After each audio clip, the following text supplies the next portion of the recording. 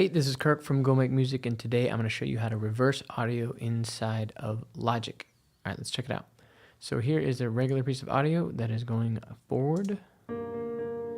Just a piano chord with some reverb and some delay right on the track, and then I've kind of exported it as an audio file. Then all you do is highlight it, and you go to your inspector region. Up here, drop down. You might see this more that is closed, and you can open it. And then you got this guy right here. You just check that, and it reverses the audio.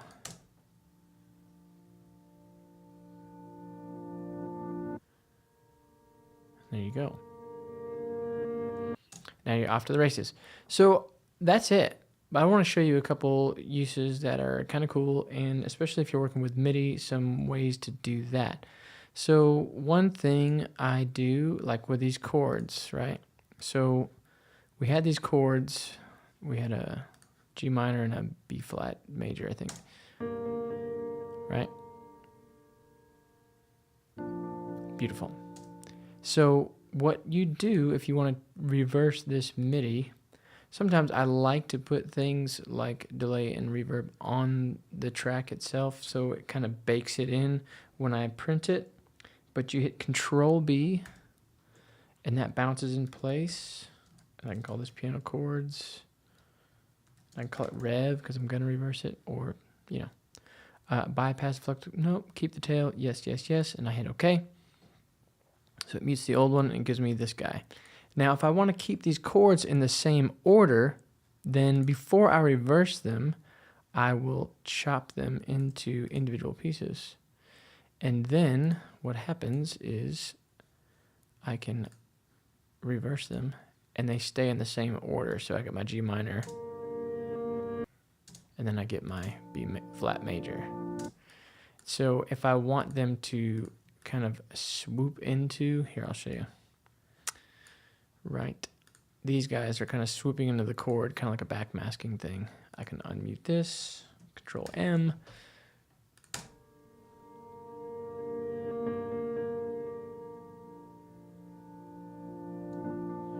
You know, so that's kind of a fun thing to do with reversed sounds. The other thing you could do is take a loop of a sound,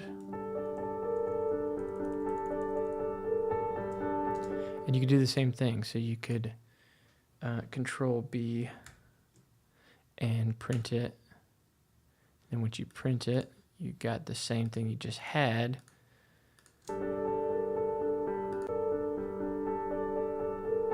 Right, and then you just highlight it, go to your region, hit reverse, and then you get.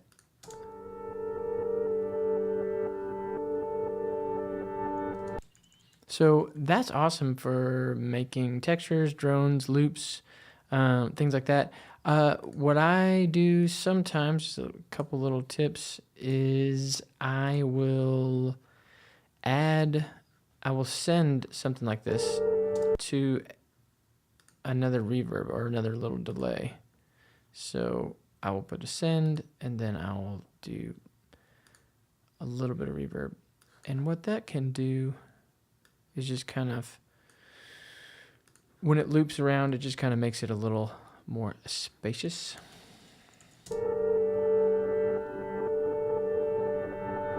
I got two of them playing at the same time, which can be cool.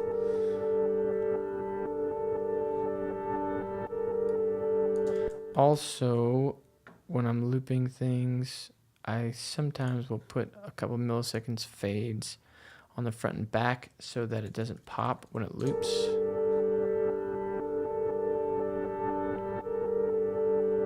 And then also think about nudging these things ever so slightly sometimes so that it will groove as it loops.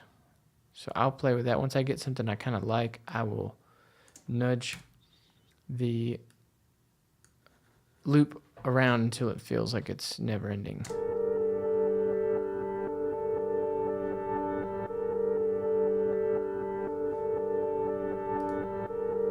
So even there, it's like it's kind of delaying a little bit. So I might even go back just a hair, go this way, and I want the groove I'm not even listening with a click, which, some people don't like and some people do like.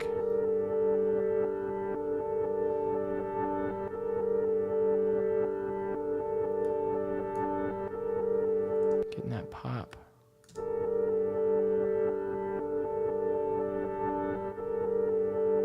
That's kind of cool.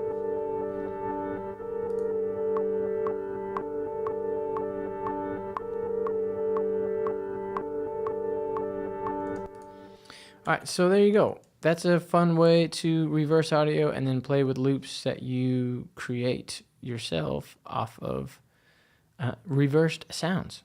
All right, go for it. If you have any other questions about music making or anything else, just leave it in the comments and go check out www.gomakemusic for more tips on mixing, mastering, and music production. All right, until next time, go make music.